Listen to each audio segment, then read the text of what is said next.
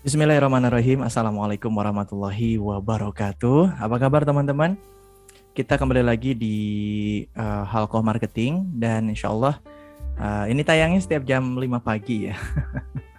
Jadi insya Allah kita akan nyicil belajar terus-menerus terkait kemarketingan.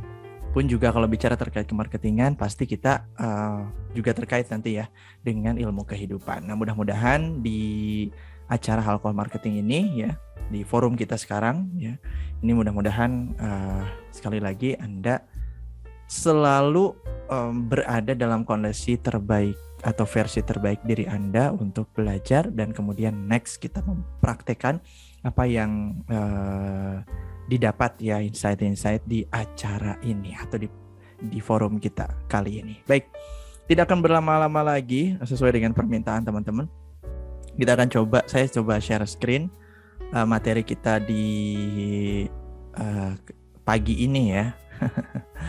Materi kita pagi ini teman-teman, ya saya mau ngajak teman-teman untuk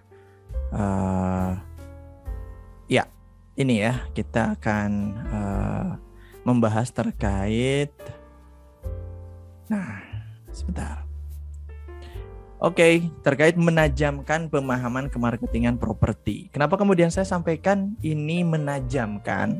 Karena di forum ini saya yakin teman-teman, sahabat-sahabat ini adalah seorang marketer sejati atau memang orang yang tertarik dengan dunia kemarketingan. Artinya saya berhusnuzon, mudah-mudahan atau Anda dengan tim Anda di perusahaan Anda ini adalah profesional yang tinggal ditajamkan saja atau ditajamkan kembali dengan berbagai latar belakang mungkin tantangan dan sebagainya. Baik, menajamkan pemahaman kemarketingan properti, kita review sedikit ya. Kita review sedikit tentang apa sih sebenarnya definisi sistem kemarketingan. Berbicara terkait sistem, ini saya rada formal dulu nih teman-teman ya. Formal dulu karena kenapa? Agar kita bisa membandingkan. Sebenarnya keformalan ini nyambung nggak sih dengan experience atau dengan pengalaman saya pun juga teman-teman, oke? Nah, sistem ini adalah rangkaian dari 2 atau lebih komponen-komponen yang saling berhubungan, yang berinteraksi, ya, untuk mencapai suatu tujuan. Sebagian besar sistem terdiri dari subsistem yang lebih kecil dan mendukung sistem yang lebih besar. Ini pendapat tokoh ya. Kemudian masih di definisi sistem kemarketingan, kalau tadi sistemnya, nah ini pemasaran atau kemarketingannya. Apa sih definisi pemasaran atau kemarketingan yang mungkin sudah banyak kita tahu ya, kita review saja. Adalah sebuah proses sosial dan manajerial yang membuat individu dan kelompok mendapatkan apa yang mereka butuhkan serta inginkan melalui penciptaan dan pertukaran timbal balik produk dan nilai dengan orang lain. Ini menurut siapa? Ya, menurut Bapak Marketing katanya begitu ya. Nah, saya akan berhenti dulu sejenak di sini terkait di sini didefinisikan bahwa pemasaran atau kemarketingan itu adalah proses sosial. Kalau sebelumnya mungkin sahabat-sahabat dengan berbagai coach, dengan berbagai trainer, dengan berbagai leader yang sudah memberikan banyak sekali materi terkait kemarketingan, mungkin kebayangnya adalah hanya sisi manajerialnya saja. Struktur, fungsi kerja, kemudian funneling, bla bla bla. Nah, itu manajerial sih kebanyakan ya jatuhnya. Tapi padahal ada sudut pandang yang jauh lebih luas lagi. Memahami kemarketingan sebenarnya adalah sebuah proses sosial. Nah, kenapa saya suka banget dengan kata-kata proses sosial ini? Ini karena teman-teman, banyak sekali menurut pengalaman saya pribadi, ya pun juga pengalaman para ahli yang sangat berpengalaman di dunia kemarketingan, bahwa justru sebenarnya jikalau kemarketingan itu ditinjau dari sisi hanya sekedar manajerialnya saja, maka tidak akan berbeda. Tidak akan berbeda dengan departemen-departemen lain. Lalu uniknya itu apa? Nah, ini uniknya kemarketingan itu adalah justru mengeksplor atau mendorong kita untuk kemudian bisa menggali, mengeksplor,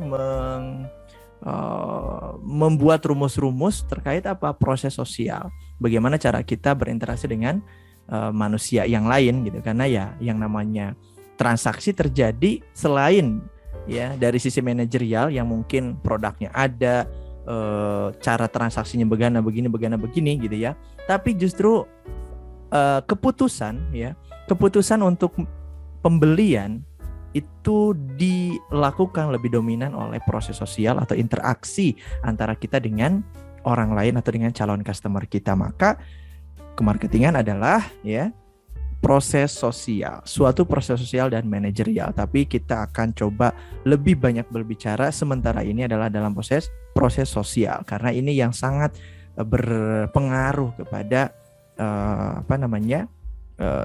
upgrading diri kita sebagai seorang marketer, tinjauannya sebagai seorang marketer.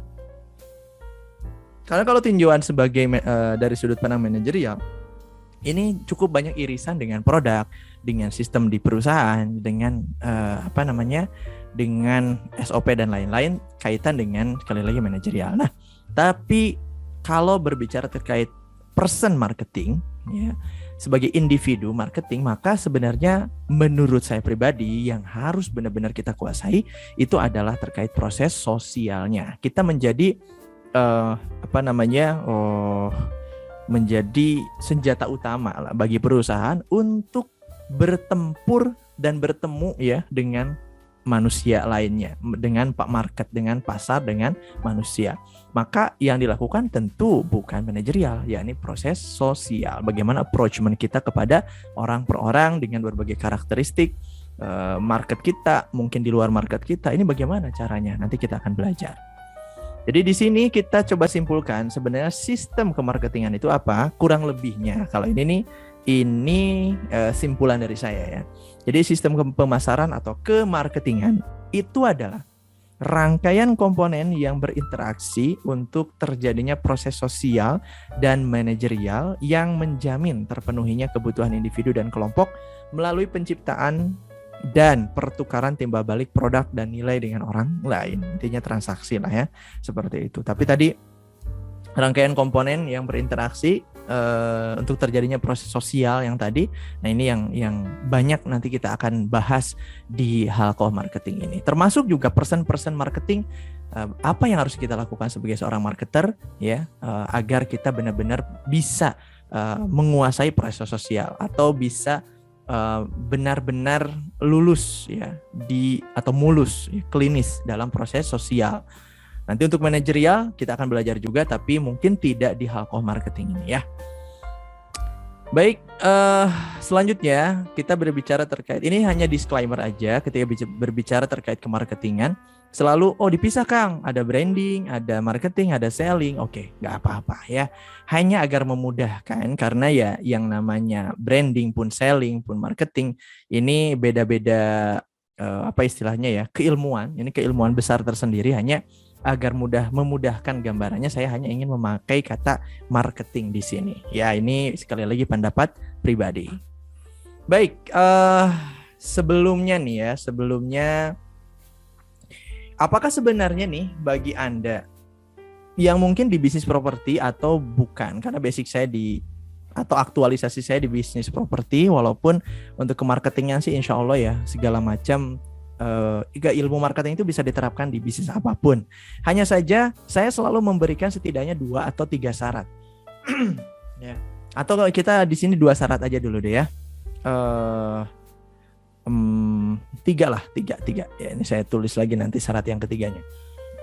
Ya, ada 3 syarat sebenarnya. Ini saya kurang 1 ya, yang sebenarnya dibutuhkan sekali untuk kita sebagai seorang marketer.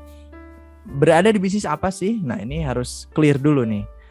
Prinsip bisnis yang baik. Yang pertama tentu saja ya, itu adalah harus sesuai dengan syariat. Itu yang pertama, memenuhi syarat kesesuaian dengan syariat. Ya, karena kita sebagai seorang muslim, maka dilihat muamalahnya harus clear, akad-akadnya harus clear, produknya harus halal dan sebagainya. Ini harus benar-benar diperhatikan, itu syarat mutlak. Ya, kalau ini syarat teknisnya. Syarat mutlak bisnis itu adalah sesuai dengan syariat. Jadi memenuhi syarat-syarat dari fikih muamalah sesuai syariah. Ya, itu yang pertama. Yang keduanya, adalah memenuhi syarat persentase keuntungan. Nah, ini dari berbagai literatur dan juga pembelajaran ya, saya pribadi, rekan-rekan yang lain dan sebagainya. Kalau bicara terkait persentase keuntungan, bisnis kecil setidaknya minimal 50% keuntungan. Baru kemudian layaklah untuk kita bisa garap nih gitu. Kemudian ini idealnya ya. Kemudian yang kedua adalah bisnis menengah. Kalau bisnis menengah ya 30% lah keuntungannya. Kemudian bagaimana dengan bisnis besar? Nah, bisnis besar ini sebenarnya cukup relatif ya. Bahkan di kondisi pandemi ini banyak yang menurunkan persentase target keuntungan ya. Ya 20% minimal, 25% sudah sangat bagus ya sebenarnya untuk memenuhi syarat persentase keuntungan. Jadi kalau Anda punya bisnis misalnya, oh Kang saya bisnis kerudung omsetnya sudah sekian, ya kurang lebih menurut saya itu di bisnis menengah misalnya gitu ya. Mudah-mudahan 30% bisa Anda capai. Nah, ya. Kemudian yang kedua adalah, yang ketiga ya, tadi yang kedua memenuhi syarat persentase keuntungan. Yang ketiganya adalah memenuhi syarat kontinuitas demand-nya atau permintaannya. Jadi namanya bisnis yang baik itu sesuai dengan syariat. Kemudian yang keduanya adalah memenuhi syarat persentase keuntungan, memang harus untung. Karena kenapa? Kalau yang dari kitab yang saya pelajari teman-teman, yang saya kaji ya, ketika berbicara terkait bisnis, maka kimah atau nilai yang kita kejar itu kimahnya adalah kimah madiyah atau nilai materi. Maka pasti keuntungan ini adalah sebuah hal yang niscaya ya, yang terikat erat ya dalam konteks bisnis. Kalau bisnis boleh nggak untuk sosial? Boleh sih gitu ya. Hanya konteksnya bisnis yang strategis itu adalah untuk mencari keuntungan. Jadi kimahnya adalah kimah madiyah gitu ya. Nah, selanjutnya adalah kita juga harus cerdas ya.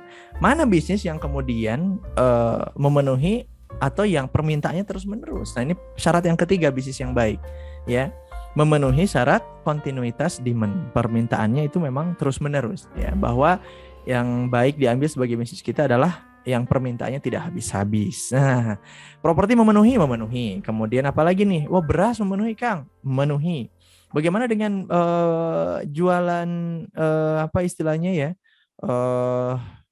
Berada di bisnis minyak bumi dan sebagainya. Nah, itu punya catatan tersendiri ya. Kalau dengan deposit yang sangat besar dan itu termasuk adalah kepemilikan umum, ini nggak boleh ya. Kalau dalam Islam tidak ada kepemilikan umum dikelola oleh individu, itu hukumnya haram. Kepemilikan umum ya dimiliki oleh umum, dikelola oleh negara ya, seperti itu.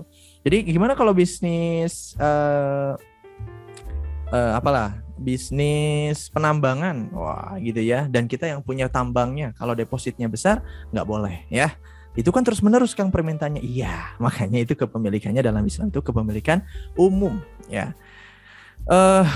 Tapi syarat kontinuitas ini masih bisa kok ya di produk-produk kebutuhan. Misalnya sandang, pangan, papan, kemudian pakaian mungkin saat ini yang sudah menjadi lifestyle-nya gitu ya. Yang pokoknya produk ini tidak berhenti diminta oleh pasar. Nah, seperti itu ya. Maka kalau Anda yang bergelut di bidang properti, maka bisnis properti ini sangat-sangat memenuhi ya jika propertinya sesuai dengan syariat. Maka tadi sesuai syariat syaratnya, yang keduanya memenuhi syarat persentase keuntungan yang minimal lah. Kalau bisnis properti berarti kan 20-25% keuntungannya ya dari seluruh proyek. Kemudian yang ketiganya adalah permintaan yang tidak berhenti ya, demand-nya terus ya. Nah, itu bisnis yang bagus. Ini masih preview nih ya. Nah, kembali lagi kita ke pemasaran. Oke. Nah, teman-teman, banyak di antara kita yang ujung-ujungnya adalah bahwa kita banyak mendapatkan kasus seperti ini, atau bahkan kita sendiri berada di salah satunya. Nah, gitu ya. Saya ingin menjelaskan, saya ingin mengajak diskusi ke teman-teman. Boleh juga ya nanti kalau ini sudah tayang, sekarang mungkin tayang. Ini boleh komen di kolom komentar teman-teman ya, kita diskusi terkait pemasaran ya. Saya punya beberapa simpulan terkait pemasaran ini dan mudah-mudahan ini menjadikan insight yang cukup baik bagi saya, kemudian juga bagi Anda. Yang pertama, kita ini kita sedang berbicara terkait tujuan pemasaran. Tadi ya, sebenarnya tujuan dari acara ini ya, program ini itu kan Halkoh Marketing. Ya pasti tujuan dari kemarketingan, tujuan dari pemasaran ya apa? Ya jualan katanya gitu ya. Tapi ternyata tidak hanya sekedar itu. Ada beberapa pandangan atau mindset ya, pola pikir yang ternyata boleh jadi levelingnya berbeda. Jadi ini kita berbicara terkait level berpikir para marketer, baik itu individu, baik itu tim, baik itu perusahaan, kedirekturan bahkan dan sebagainya. Ini masih ada yang seperti ini yang saya temui. Misalnya ya, ketika ditanya ini prinsip-prinsip ini akan berimbas kepada sikapnya atau berimbas kepada actionnya gitu ya, eksekusinya. Ini akan sangat-sangat similar, akan sangat-sangat sesuai dengan itu. Ketika prinsip ini dipakai, maka ya perlakuannya pun seperti itu, aktualisasinya juga akan seperti itu. Yang pertama, ketika berbicara terkait tujuan pemasaran, jika tujuan pemasaran kita, ya saya, Anda, gitu ya, itu hanya sekedar terjualnya produk, maka ubahlah harganya. Betul ya? Jika tujuan pemasaran kita adalah sekedar terjualnya produk, maka ubahlah harganya. Nah, kalau yang seperti ini kita akan temui apa? Yang akan kita temui adalah orang-orang yang datang ke kantor kita ketika berbicara misalnya di kantor properti nih ya. Ketika datang itu boleh lihat price listnya Pak. Wah gitu. Dan kita dengan senang hati, oh iya Pak, ini harga kami dan sebagainya. Diskusinya itu hanya sekedar tadi di sekedar harga. Maka gampang ini kalau bisa untuk terjadi penjualan di level ini gampang. Ya. Ubahlah harganya, murahin aja. Pertanyaannya, permasalahannya adalah bisa nggak dimurahin harganya? Karena ini diskusi ketika tujuan pemasarannya adalah hanya sekedar terjualnya produk dan hanya ada di diskusi seperti ini pemikirannya, maka pasti yang datang itu adalah orang-orang dengan nanya price list gitu ya, kemudian tipe membandingkan harga dengan produk yang lain dan sebagainya. Bisa terjadi penjualan? Ya, tapi nanti akan merugi karena karena penjualan hanya terjadi ketika kita penjual itu kemudian menurunkan harganya, karena si konsumennya, customer kita ini pasti sudah dikasih harga murah pun masih nawar karena itu alaminya seorang customer nawar gitu ya. Maka ketika tujuan pemasaran kita adalah sekedar terjualnya produk, jangan kaget kalau diskusi kita dengan konsumen hanya berbicara terkait harga. Ya, iya Kang katanya tiap kali tiap kali ada konsumen itu pasti nanyanya harga terus gimana sih? Barangkali yang salah itu nanti berimbas kepada strategi marketing kita boleh jadi yang salah ya. Tapi nanti kita akan bahas di belakang. Tapi benar nggak sih yang pertama ini demikian ya? Ketika tujuan pemasaran kita adalah sekedar terjualnya produk, maka ya tinggal otak-atik harganya. Cuma konsekuensinya adalah rugi, boncos terus, harganya rendah terus gitu ya. Yang kedua, jika tujuan pemasaran kita adalah disukainya produk, ya disukainya produk, ini ahlul produk nih ya. Ini pemasaran level, kalau di bukunya Philip Kotler gitu ya. Ini adalah pemasaran atau kemarketingan 1.0. Jadi fokusnya kepada produk ya. Ya, jika tujuan pemasaran kita adalah disukainya produk, maka tingkatkan kualitasnya, dibagus-bagusin aja gitu ya. Desainnya bagus, produk ini punya khasiat ini, punya bentuk yang bagus, desainnya luar biasa, cantik dan sebagainya gitu ya. Nah, akhirnya apa? Jeblok juga tuh. HPP bikin rumah, atau ini untuk properti ya, HPP bikin produknya, HPP bikin rumah misalnya gitu ya. Itu membengkak. Yang penting disukai, viral dulu katanya ya.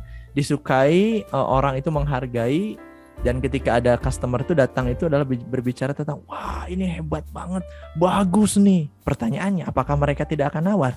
Tetap aja nawar harga murah ya. Maka di level ini ketika pemasaran kita adalah ingin disukainya produk, maka tingkatkan Cukup tingkatkan kualitasnya saja. Cuma tadi, kalau harganya masih ditawar, ya rugi-rugi juga. Kemudian yang ketiga, ketika berbicara terkait tujuan pemasaran, ketika Anda bicara, wah tujuan pemasaran yang penting produk kita disenengin orang, dibanggain produk kita oleh orang tuh seneng pakai produk kita. Gampang, gencarkan saja promosinya. Ya, seperti juga yang dilakukan oleh company-company multinasional mungkin ya, company-company besar gitu ya di dunia, bahkan ketika berbicara terkait promosi, mereka akan memakan 50% biayanya itu, biaya operasional itu adalah hanya untuk promosi di awal, itu seperti itu.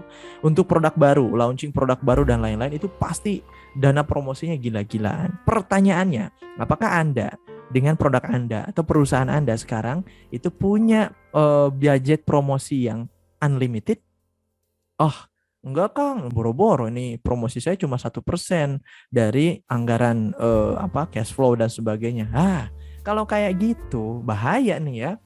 Misalnya produk kita biasa-biasa saja, harga kita juga cenderung malah mahal gitu ya. Kemudian ya biaya promosi juga nggak ada gitu. Wah, ini bahaya. Ya, seperti itu. Maka tujuan pemasaran dengan ingin dibanggakannya produk, ini konsekuensinya besar. Akan sukses memang, tapi memang ini menghabiskan dana yang sangat-sangat besar dalam promosi. Kang Rudi, bukannya Kang Rudi ini ahlul promosi? Iya, tapi bukan berarti promosi yang bodoh gitu ya, bukan promosi yang bunuh diri, tapi promosi yang cerdas. Nah, seperti apa? Nanti kita akan bahas terkait bab promosi ya. Nah, itu tujuan pemasaran level 3 atau level 3 ya. Ini masih produk, masih pemasaran 1.0 ya, kalau pemikirannya masih produk, masih harga dan sebagainya. Ya, yang terakhir nih ya, ada pemahaman seperti ini terkait tujuan pemasaran. Jika tujuan pemasaran kita adalah, nah ini nih, diterimanya value produk, ya, diterimanya value produk, maka yang diubah adalah apanya? Pemikiran customernya. Ini teman-teman, banyak sekali dianut ya akhir-akhir ini. Kalau sebelumnya di marketingnya 1.0, 2.0 itu masih berbicara terkait produk dan kemudian terkait pelanggan gitu ya. Ya, masih kemudahan transaksi dan sebagainya. Nah, ketika berbicara terkait kekinian sekitar tahun 2013 ke sini, itu tujuan pemasaran itu luar biasa ya, berubah. Bagaimana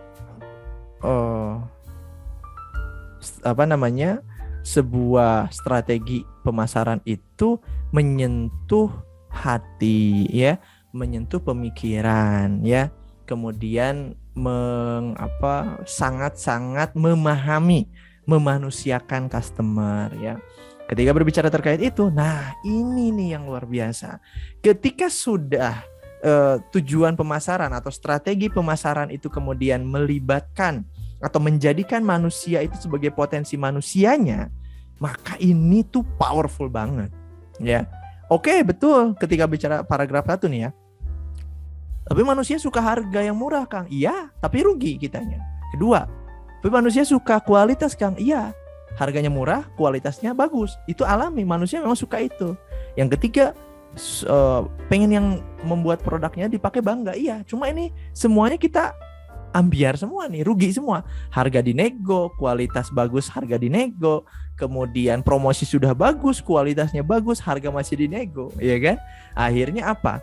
Tidak terjadi penjualan kalau harganya bagus. Nah, ini permasalahan akut apalagi di properti. Nah, maka di Halko Marketing ini saya mau mengajak rekan-rekan, teman-teman, sahabat-sahabat dimanapun Anda berada, tujuan ya, meluruskan kembali tujuan pemasaran kita. Seperti juga para ahli, para marketer mengatakan bahwa ya, kalau strategi marketing itu sudah menempatkan pasar ya, target market yakni manusia ya, sebagai manusia, layaknya atau melihat potensi dari sebagai manusia, maka itu sudah menjadi gerbang masuk yang tepat. Apa itu? Manusia akan disentuh segala disentuh, ditreatment sebagai manusia sehingga punya pertimbangan layaknya pertimbangan terbaik sebagai manusia untuk membeli produk kita. Nah, seperti apa itu? Ini ini apa? Ketika tujuan pemasaran kita adalah diterimanya value. Nah, ketika berbicara diterimanya nilai dari produk atau value produk dan sebagainya, maka tidak bisa itu hanya sekedar merangsang men-trigger rasa nafsunya tadi terkait harga, kualitas, itu nafsu semua tuh. Tapi kita butuh objektivitas dari manusia atau target market kita. Yang diubahnya adalah potensi terbaik tentunya, yang kita goreng, yang kita sasar, yang kita kemudian yang kita targetkan bahwa produk kita itu diterimanya oleh potensi terbaik dari setiap manusia. Harus diterimanya dari situ. Mana potensi terbaik manusia? Pemikiran. Sekali lagi, potensi terbaik manusia yang tidak dimiliki oleh bahkan makhluk lain di dunia ini adalah pemikiran, akal. Maka kita harus masuk, produk kita harus masuk, value produk kita itu kemudian diterima oleh customer melalui proses berpikir. Sekali lagi ini adalah proses atau setup keputusan paling paripurna, paling tinggi gitu ultimate gitu ultimate thinking gitu Jadi proses udah paling ujung tuh gitu, udah paling mentok gitu orang tuh menggunakan pemikirannya gitu untuk memutuskan segala sesuatu. Nah, teman-teman juga tahu ketika ingin mengubah seseorang, ingin mengubah pribadi, ingin mengubah kelompok, ingin mengubah sebuah tatanan masyarakat, bahkan yang diubah pertama kali apanya? Nah, semua orang paham dong, yang diubah adalah yang paling paripurna yang diubah adalah pemikirannya. Maka demikian pun ketika kita punya produk sesuatu, punya hal yang ditawarkan sebagai marketing tentu saja, maka yang harus kita sasar adalah bagaimana manusia, target market kita itu kemudian mengubah dan mengarahkan pandangannya kepada produk kita. Gimana caranya? Interaksi. Nah, interaksinya seperti apa? Kita akan lanjutkan di pertemuan selanjutnya. Interaksi seperti apa sih yang kemudian bisa mengubah pemikiran customer sehingga customer itu dengan rela, dengan objektif, dengan senang hati, bahkan sepakat, bahkan harganya mahal, bahkan produknya mungkin tidak terlalu luar biasa tapi ada value, bahkan promosinya mungkin tidak terlalu membanggakan di luar sana tapi kok mau beli. Gimana caranya? Bagaimana proses interaksinya sehingga kemudian bisa konsumen itu kemudian memutuskan untuk melakukan pembelian kepada produk kita dengan yakin, dan bahkan bukan hanya pembelian, kita direferalkan gitu bahkan dipromosikan produk kita oleh konsumen kita sendiri gitu. Kok bisa sebangga itu Nah, itu nanti kita akan bicarakan di pertemuan selanjutnya. Demikian untuk pertemuan kali ini. Saya akan lanjutkan, kita akan lanjutkan lagi besok jam 5 pagi Saya Rudi Miftah Farid, mohon pamit undur diri. Wassalamualaikum warahmatullahi wabarakatuh.